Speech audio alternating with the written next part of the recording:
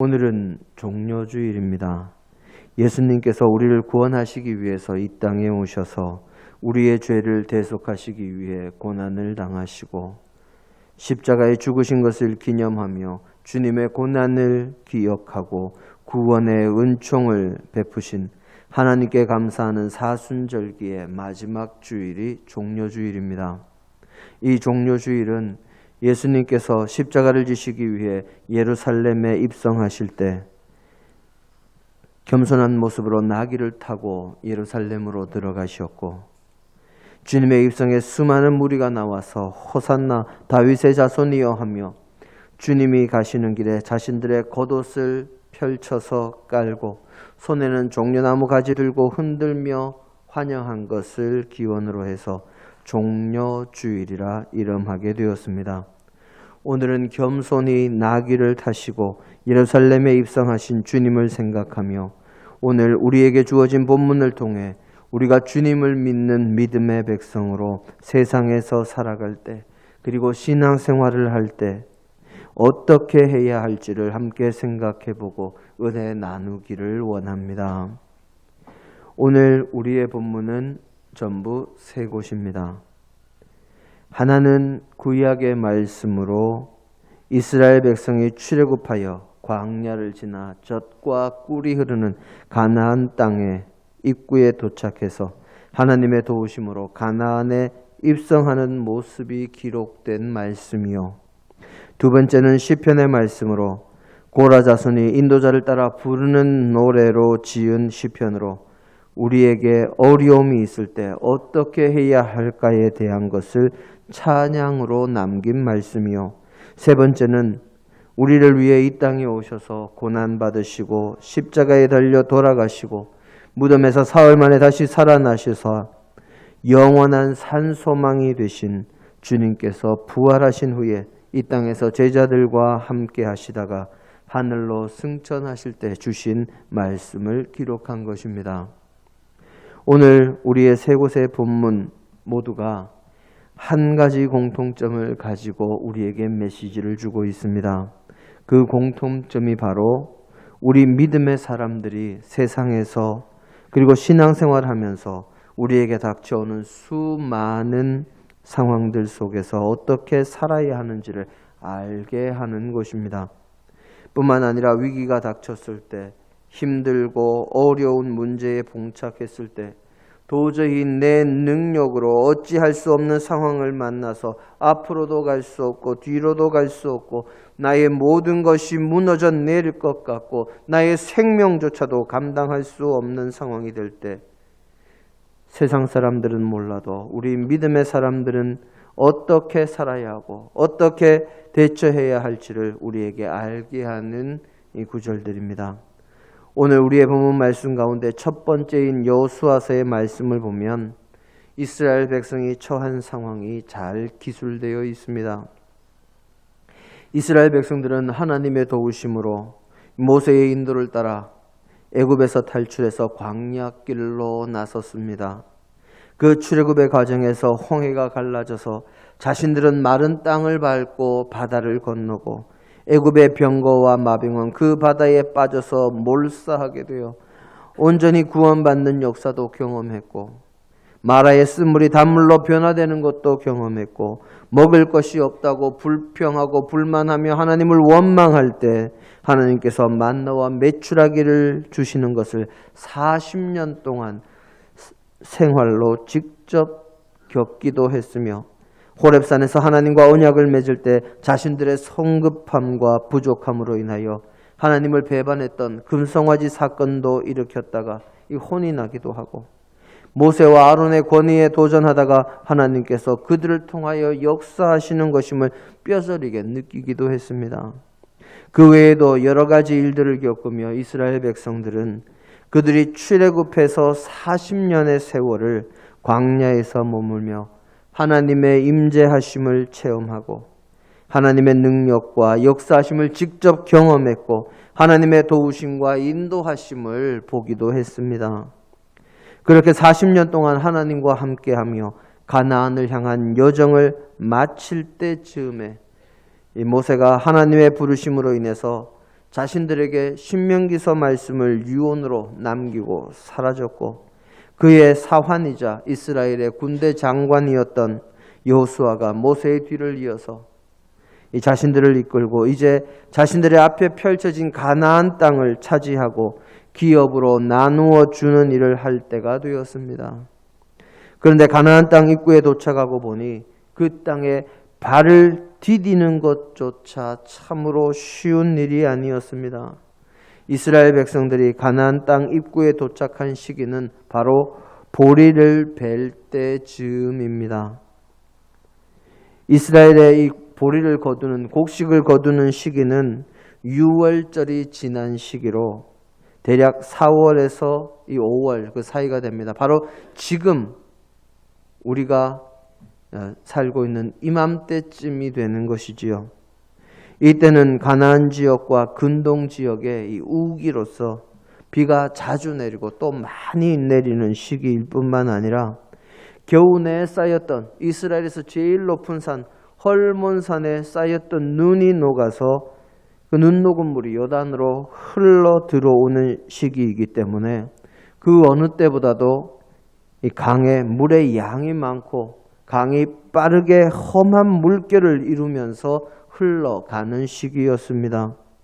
강둑의 가장 높은 곳까지 이 강물이 출렁이며 흘러가는 시기이니 강을 건너서 가나안 땅에 입성하기는 참으로 쉽지가 않은 상황입니다.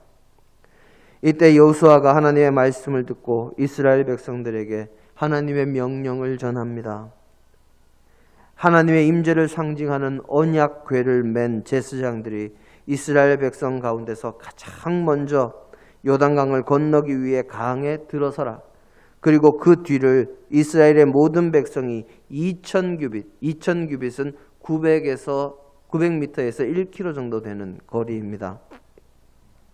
2000규빗의 거리를 두고 거리를 띄워서 따라가라. 그러면 예전에 이 길을 지나보지 못했던 이스라엘 백성들일지라도 어떻게 가야 할지를 자연스럽게 알게 될지니 스스로를 성결하게 하고 기다리라 하는 말씀을 듣습니다. 그 명령이 이스라엘 백성들 모두에게 전해지고 그 다음날 언약궤를 맨 제사장들이 앞서고 그 뒤를 하나님의 말씀대로 이스라엘 백성들이 2000규빗의 거리를 두고 따라가기 시작합니다. 마침내 제사장들의 발이 요단강에 들어서자마자, 제사장의 발이 강물에 닿자마자 강의 흐름이 달라집니다. 강둑을 부술 듯이 강 전체를 가득히 메웠던 물들이 제사장의 발이 닿은 아래쪽으로는 물이 다 흘러가서 마른 땅이 드러나고 그 위쪽으로는 강물이 아래로 흐르지 못하고 계속해서 첩첩이 쌓이게 됩니다. 마치 강의 흐름이 중간에 뚝 끊어진 듯한 그런 모습을 보입니다. 제사장들이 강 가운데에 서 있는 동안 이 아래쪽의 물은 흘러가고 위쪽에서는 물이 내려오지 않으니 강이 마른 바닥을 드러냈고 이스라엘 백성들은 예전 자신들의 조상들이 홍해를 건널 때처럼 마른 땅을 밟고 요단강을 건너서 가나안 땅에 들어가게 됩니다. 그런데 여기서 우리가 주의해야 할 것은 제사장들이 메웠던 언약궤가 무엇인가 하는 것입니다. 이 언약궤는 하나님께서 만들라고 명령하셔서 모세와 아론이 이스라엘 백성들에게 명하여 만든 것이요, 하나님과 이스라엘 백성 사이에 맺어진 언약의 징표가 담겨 있는 궤요, 하나님의 임재를 상징하는 궤가 바로 이 언약궤입니다. 이 광야 생활 가운데 이스라엘 백성이 한 곳에 머물게 되면 이 언약궤가 광야의 천막 성전의 지성소에 들어가서 하나님께서 머무시는 장소가 되고 하나님의 임재가 이스라엘 백성 위에 함께 하심을 상징하는 이 귀중한 궤가 언약궤입니다. 이 궤가 있는 지성소에는 평상시에는 이스라엘 백성들 가운데 그 누구도 함부로 들어가지 못하는 장소요, 이스라엘의 대제사장이 1년에 겨우 한 번 들어갈 수 있는 곳이 지성소입니다. 그만큼 하나님의 임재와 능력과 거룩하심을 상징하는 것이 바로 이 언약궤이죠. 그런데 정작 이 궤 속에 들어있는 것이 무엇인지 우리 성도님들 기억나십니까? 우리 히브리서 9장 4절 말씀 함께 보기를 원합니다.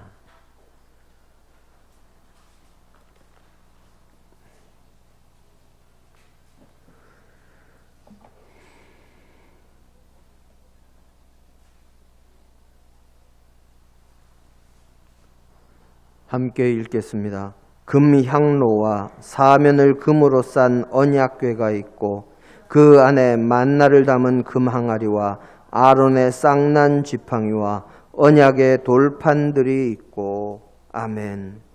언약궤 안에 들어있는 것은 다른 것들이 아닙니다.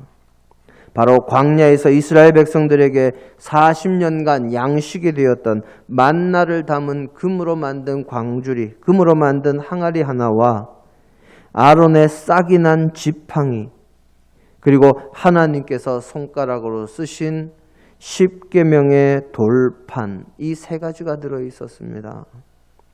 언약궤에 들어있는 모든 성물이 어찌 보면 참으로 좀 아쉬운 점이 있는 물건들이 바로 이 언약궤 속에 있는 성물들입니다. 먼저 만나가 든 금항아리의 경우에도 만나는 이스라엘 백성들의 불평과 불만과 원망과 불순종의 상징이었습니다. 이스라엘 백성들이 신광야에 이르렀을 때 먹을 것이 없다고 하나님 앞에서, 그리고 모세와 아론 앞에서 불평과 불만을 할 뿐만 아니라 하나님을 원망하고, 그때 하나님께서 이스라엘 백성들에게 내리신 것이 만나이지요. 그런데 그렇게 내린 것이면 그것으로 끝나면 좋은데 하나님께서 이스라엘 백성들에게 주신 말씀이 있었습니다. 매일 거두어서 그냥 그날에 거둔 것은 그날 먹고, 안식일 전날은 이틀치를 거두어서 이틀 먹고, 안식일에는 거두러 나가지 말라고 말씀하셨습니다. 그런데 이스라엘 백성들이 그 말씀을 전부 어겼지요. 일부는 그날 먹으라는 것을 남겨두었다가 벌레가 나거나 상한 것을 보았고, 안식일에도 거두러 나갔다가 안식일에는 만나가 내리지 않는 그런 모습을 보기도 했습니다. 바로 하나님의 말씀에 불평, 불만, 원망, 불순종과 불신앙이 같이 들어있는 상징이 바로 이 만나이지요. 거기에 아론의 싹이 난 지팡이는 이스라엘 백성들의 반역의 표지였습니다. 광야 생활 당시에 모세와 아론의 권위에 도전한 고라와 다단과 아비람의 이 반역 당시에 그들의 반역과 불순종으로 인해서 하나님께서 그들을 치시는데, 땅이 입을 벌려서 그들의 모든 가족과 재산과 가축들까지도 삼키게 하나님께서 하셨고, 하나님 앞에서 분향하던 이 모세와 아론에게 도전했던 고라 일당은 바로 이 향로불 안에서 하나님의 불이 나와서 그들을 다 불살라서 그들은 불에 타 죽었고, 그 모습을 보던 이스라엘 백성들이 또 모세와 아론을 원망하면서 하나님의 백성을 죽게 만들었다 할 때 하나님께서 그 와중에도 정신 못 차리고 있는 이스라엘 백성들에게 전염병을 내리십니다. 그 전염병을 보고 모세와 아론이 하나님께 기도하며 향로에 불과 향을 담아서 이스라엘 백성들 가운데 갔더니 그제서야 전염병이 그치게 하셨고, 이렇게 계속해서 모세와 아론, 그리고 하나님의 사자를 인정하지 않고 반역하는 그들에게 하나님께서 진정으로 그들의 권위를 세우시고 그들을 바르게 이끌어갈 표지로 각 지파마다 지팡이를 하나씩 가져오라 하시고, 레위 지파와 모세와 아론을 대표해서는 아론의 지팡이를 가져오라 하시고 한 곳에 그 지팡이들을 보관합니다. 그리고 하나님께서 능력으로 함께 하시는 자의 지팡이는 싹이 날 것이라 했는데, 그 다음 날 싹이 난 지팡이는 아론의 지팡이였습니다. 그 지팡이가 바로 이 언약궤 속에 보관되어 있는 아론의 쌍난 지팡이지요. 마지막으로 10계명의 돌판도 역시 이스라엘 백성들의 불순종의 상징이요 불신의 상징이었습니다. 하나님의 도우심으로 애굽에서 탈출한 이스라엘 백성들에게 하나님께서 언약을 맺으시고 하나님의 백성으로서 지켜야 할 바를 돌판에 새겨서 모세에게 주시는 그 상황에 이스라엘 백성들이 모세가 하나님의 말씀을 받으러 산에 올라가서 빨리 내려오지 않으니 그것을 보고 아론을 재촉해서 금송아지를 만들어서 섬겼던 일이 있었습니다. 그 일로 모세가 하나님께서 주신 언약의 돌판을 던져 깨뜨립니다. 하나님께서 언약의 돌판을 주셨는데 너희가 이렇게 금송아지를 섬기고 있으니 이 돌판이 무슨 소용이 있느냐 하고 던져서 깨뜨린 것이지요. 그리고 나서 두 번째, 이번에는 돌판을, 처음에는 하나님께서 돌판도 준비해 주시고 거기에 손으로 십계명도 적어 주셨는데 두 번째에는 돌판을 모세가 준비해 가지고 올라가서 하나님께서 그 돌판에 십계명만 새겨 주신 그 돌판이 언약궤 안에 들어있는 언약과 계명의 돌판입니다. 하나님의 임재의 상징, 하나님의 역사하심의 상징인 그 언약궤 속에 들어있는 물건들이 얼마나 부끄럽고 숨기고 싶은 이스라엘의 역사를 상징하는지 모릅니다. 그런데 하나님께서는 가나안 입성을 위해 요단강을 건너려는 이스라엘 백성들에게 그 언약궤를 앞세우고 건너라 하십니다. 자신들의 잘못과 부끄러움과 숨기고 싶은 역사의 상징이 들어있는 그 궤, 또한 하나님의 임재와 상징인 그 궤를 메고 제사장들이 먼저 요단강에 들어갑니다.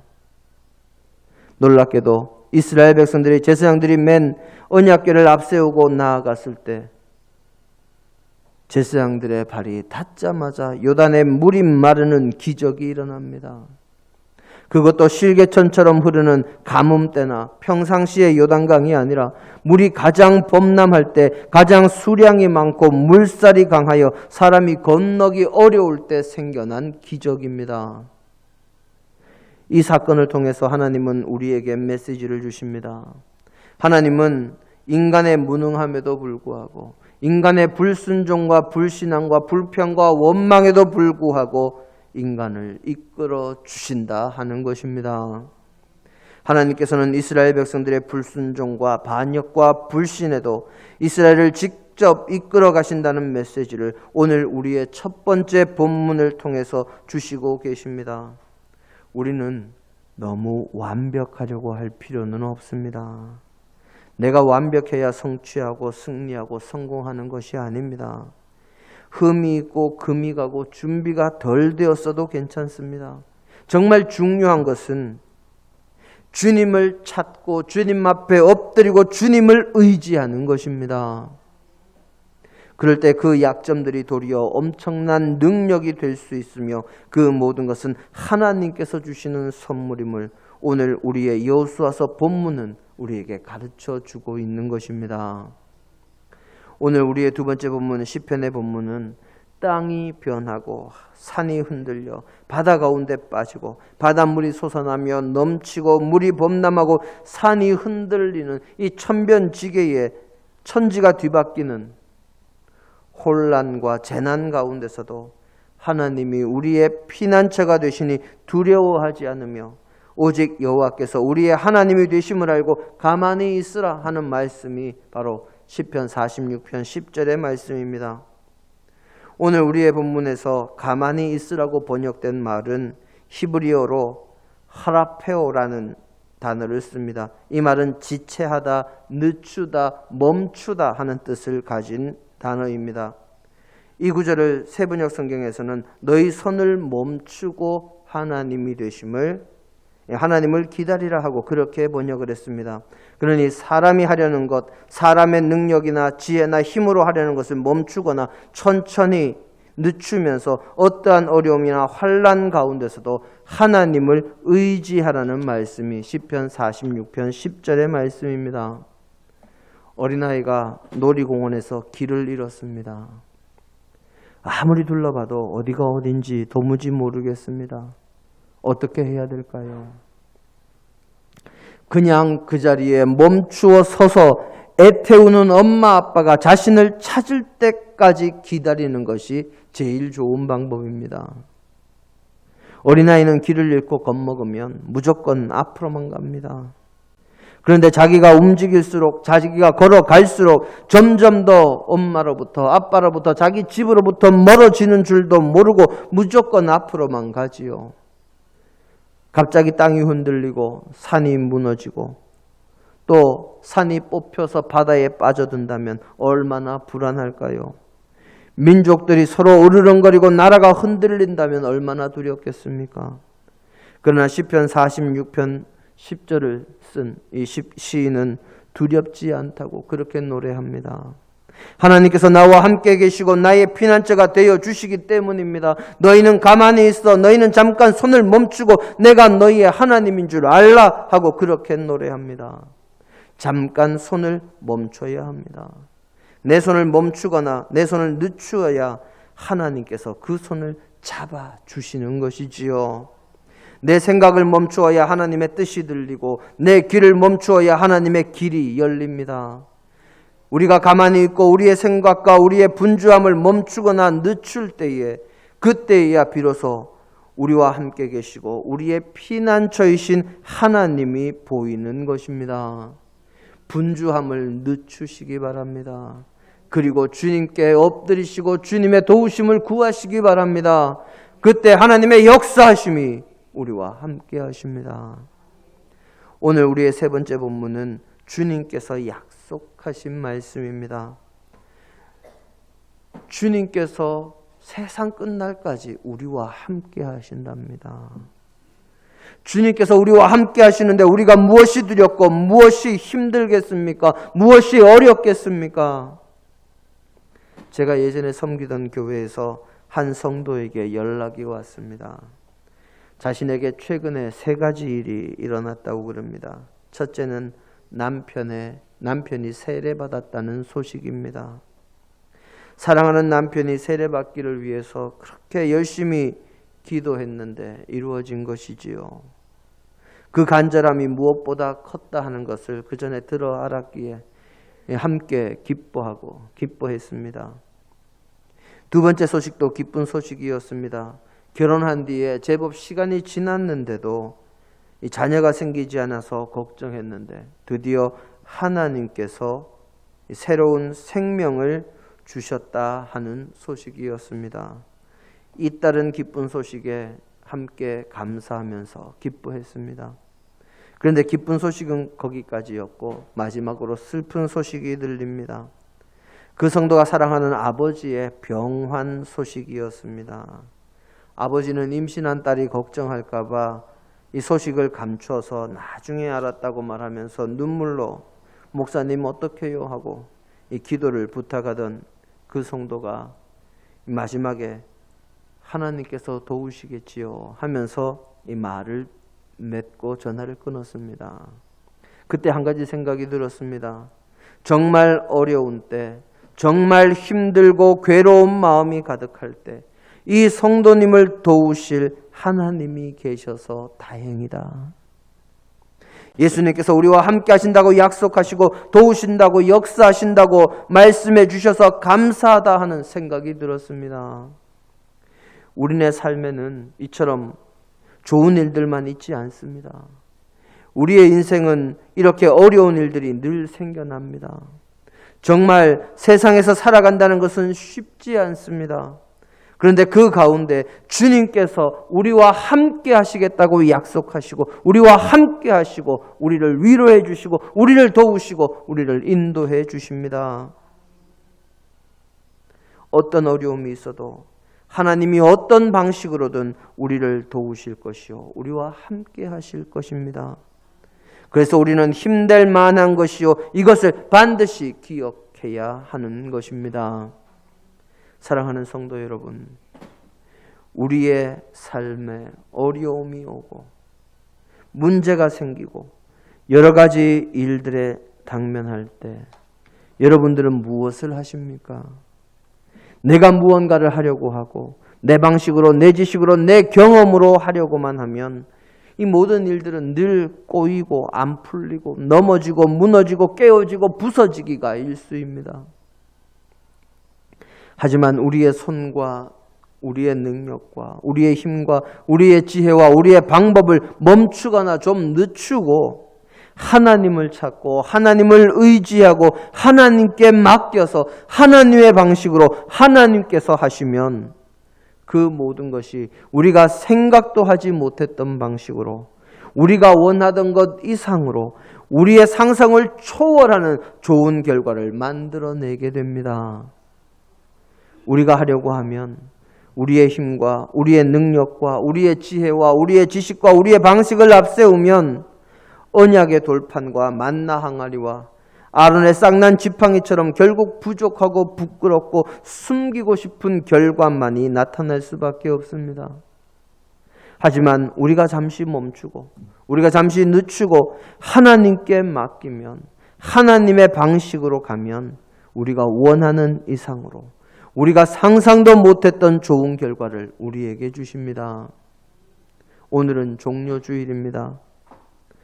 그리고 이 종료주일과 앞으로의 고난주간을 지내면서 우리가 주님의 고난을 생각할 때 사실 우리의 생각과 우리의 방식과 우리의 지식과 우리의 힘과 우리의 능력으로는 우리의 구원을 위한 아무런 결과를 내지 못하지만 우리가 멈추고 하나님께 구하고 하나님께 맡길 때 우리가 보기에는 정말 아무것도 아니고 구원을 위한 길로는 불가능해 보이는 그 고난의 길과 십자가의 길을 통해서 부활을 이루심으로 우리에게 구원과 우리 죄의 대속과 영원한 산 소망이 우리에게 주어진 것처럼 내가 하려기보다는 하나님을 구하고 하나님께 맡기고 하나님의 뜻을 따르는 믿음의 백성이 다 되셔서 마침내 상상도 못할 좋은 것을 차지하는 주님의 자녀들이 다 되시기를 주님의 이름으로 축원합니다.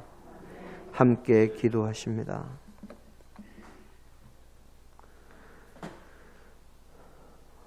우리를 사랑하셔서 만세전부터 택정하시고 주님 앞으로 부르신 하나님, 저희에게 구원의 은혜를 베풀어 주심을 감사를 드립니다. 아버지여, 세상에서 주님의 자녀로 살아가면서 나의 힘과 나의 능력과 나의 지식과 나의 지혜와 나의 방식으로 하기보다 먼저 잠시 멈추고 잠시 늦추고 주님 앞에 엎드릴 수 있는, 주님을 찾고 주님께 구할 수 있는 저희가 되게 하옵소서. 그리하여 우리가 생각지도 못했던 우리의 상상 이상의 좋은 결과를 만들어내는 믿음의 자녀가 되게 하옵소서. 주께서 도우심을 믿으며 예수님 이름으로 기도드립니다. 아멘.